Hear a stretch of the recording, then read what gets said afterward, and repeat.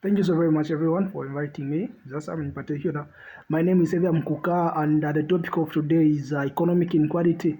I wanted to talk about economic inequality at continental level, but of course, this is just some kind of discussion. So everything I'm going to say is going to be based on Zambia. Yeah. So, without any further ado, allow me to define what economic inequality is. Yeah. So economic inequality is just the gap between the poor and the rich, or in other words, just the distribution of the wealth of the nation between the people, or between its people. Yeah, so that's the definition of economic inequality. And then there is a tool which we call as the Gini coefficient. So Gini coefficient is just a scale which is between 0 and 1. Yeah, so the closer you are to 0, the stable you are, or the stability you have in the nation, or the equality you have in the nation. But the further you are from 0, or the closer you are to 1, the instability or the economic inequality you have in the nation.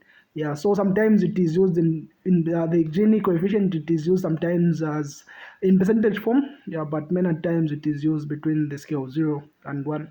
Yeah, so in Zambia, like we all know, we've got a Gini coefficient of 0.59. Yeah, so I'm sure you are able now to manipulate that number, because that simply means that we've got inequality. Yeah, we've got economic inequality in the nation. It is not something which is intriguing, but of course we have to at least to make sure that we attain stability or economic equality in the nation.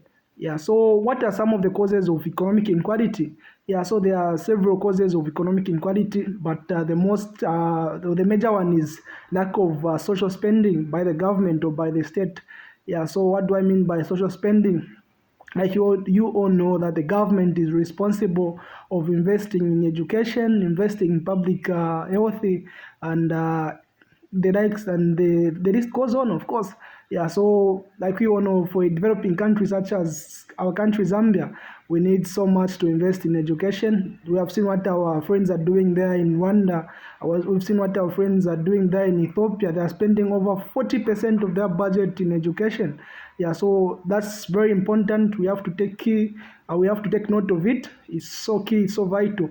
Yeah, so that's it. And then of course it's so important, of course, to make sure that the people of the nation remain healthy.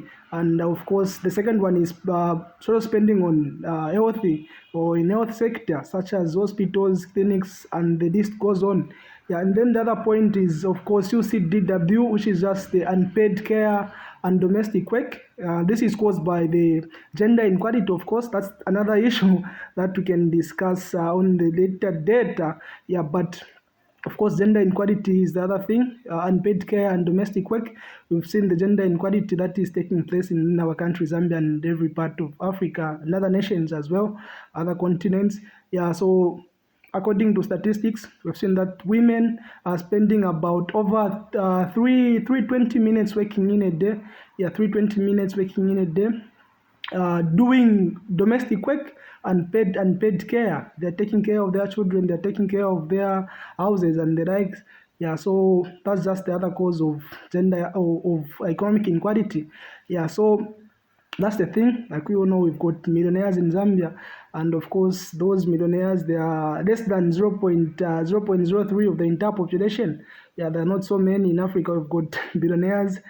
They are about less than 26 in Zambia. We've got millionaires. We don't have a billionaire. Yeah, so let's take for instance, HH has got a net worth of over 389. Yeah, 389 million, of course, dollars. Yeah, and then the highest paid profession in Zambia, or the highest paid profession in Zambia, are neurosurgeons or doctors. They're getting over 2,000 US dollars per month. And then if we were to divide that into the amount that HH is having at the moment, the wealth net of HH, and then divide by the number of years, 365 days in a year, are going to have over 533 years. Yeah, so that means that for a doctor, for a neurosurgeon who is working at the moment to get the net worth of HS, the amount that HS is getting at the moment, you have to work for 5 to 3 days, 5 to 3 years, I beg your pardon, which isn't even possible. Like you all know, no one reaches up to 100 days, maybe that can be just the maximum. Yeah, so thank you.